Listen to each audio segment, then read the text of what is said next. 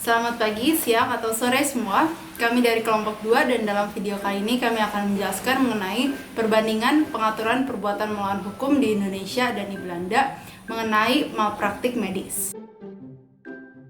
Nama saya Ruth dan saya akan mulai menjelaskan mengenai pengaturan perbuatan melawan hukum secara umum di Indonesia. Perbuatan melawan hukum atau yang dikenal juga dengan istilah torts dapat diartikan sebagai suatu pelanggaran yang dilakukan oleh seseorang terhadap hak orang lain atau telah berbuat bertentangan dengan kewajiban hukumnya sendiri. Nah, ketentuan mengenai perbuatan melawan hukum di Indonesia dapat ditemukan di pasal 1365 KUH Perdata yang berbunyi sebagai berikut. Tiap-tiap perbuatan melanggar hukum yang membawa kerugian kepada seorang lain mewajibkan orang yang karena salahnya menerbitkan kerugian itu mengganti kerugian tersebut.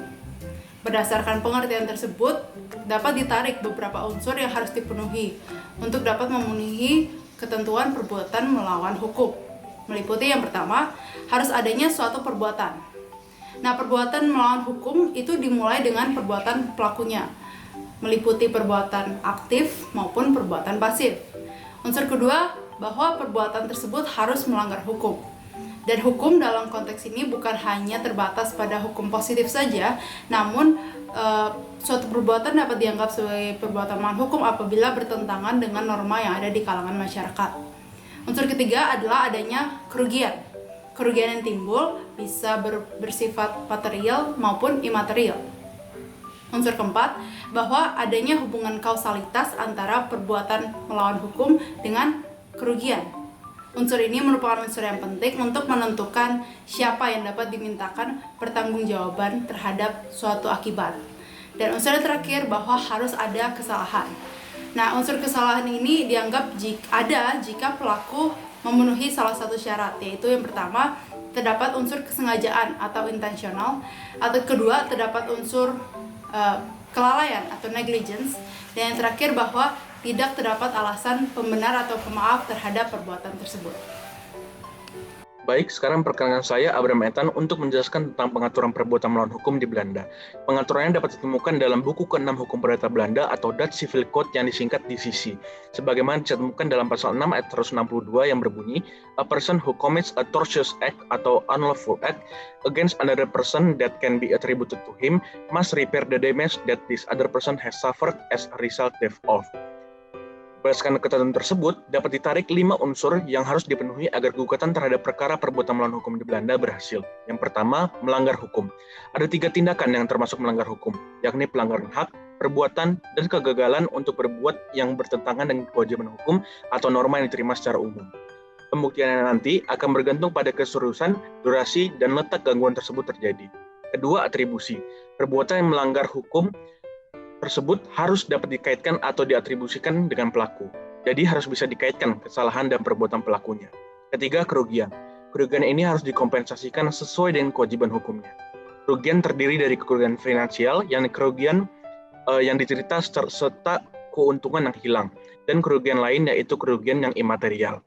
Keempat, kausalitas, yaitu keterkaitan antara sebab atau PMH yang dilakukan dengan akibat atau kerugian yang timbul. Pada prinsipnya, pihak yang dirugikanlah yang harus mengklaim dan jika perlu membuktikan keberadaan hubungan tersebut. Kelima, relativitas. Prinsip relativitas dapat ditemukan dalam pasal 6 ayat 163 DCC, di mana harus bisa dibuktikan bahwa norma yang dilanggar oleh pelaku adalah norma yang memang dibuat untuk melindungi kepentingan yang dirugikan. Kelima unsur itulah yang menjadi sebuah perbuatan melawan hukum di Belanda. Kira-kira itu yang bisa saya sampaikan. Sekian dan terima kasih. Berdasarkan pemaparan mengenai pengertian dan juga pengaturan perbuatan melawan hukum baik di Indonesia maupun Belanda, selanjutnya kita akan melihat perbandingan dari kedua pengaturan tersebut. Yang pertama, adanya asas konkordasi. Sebagaimana yang kita ketahui, berdasarkan latar belakang sejarah, Indonesia merupakan negara yang pernah dijajah oleh Belanda. Oleh sebab itu, atas efek dari penjajahan tersebut, Indonesia mengimplementasikan beberapa hukum Belanda ke dalam hukumnya. Lalu yang kedua, dapat kita lihat dari definisi perbuatan melawan hukum itu sendiri.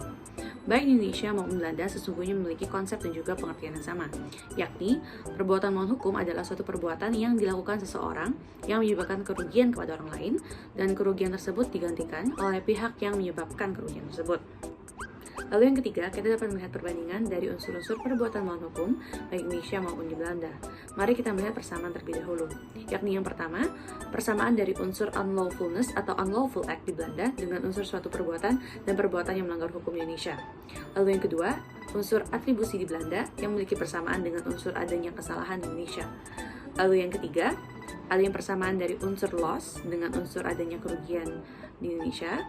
Lalu yang keempat, adanya persamaan dari unsur causality di Belanda dengan unsur hubungan sebab akibat atau kausalitas di Indonesia. Namun, terlepas dari persamaan yang ada juga perbedaan yang ada dari kedua negara tersebut, yakni di Belanda adanya unsur relativity atau relativitas, sedangkan di Indonesia sendiri tidak memiliki unsur tersebut. Lalu yang keempat, adanya pengaturan mengenai perbuatan yang dilakukan oleh anak, di mana di dalam Dutch Civil Code, terutama di pasal 6 ayat 164 dan 165, mengatur mengenai perbuatan yang dilakukan oleh anak-anak di bawah usia 14 tahun, dan juga anak dengan disabilitas tersebut tidak dapat dikategorikan sebagai suatu tindakan perbuatan melawan hukum. Sedangkan di Indonesia sendiri tidak ada pengaturan secara spesifik mengenai subjek anak di dalam KUH Perdata. Selanjutnya, saya akan menjelaskan secara umum pengertian dari bidang PMH yang kelompok kami akan ambil, yakni malpraktik medis. Sebelum memasuki kepada definisi malpraktik medis itu sendiri, terlebih dahulu saya akan membahas mengenai tindakan medis yang diambil oleh seorang dokter. Pada setiap tindakan medis tersebut pasti selalu terdapat resiko medis. Dan dalam bidang kesehatan, resiko medis dan malpraktik medis merupakan dua hal yang sangat berbeda.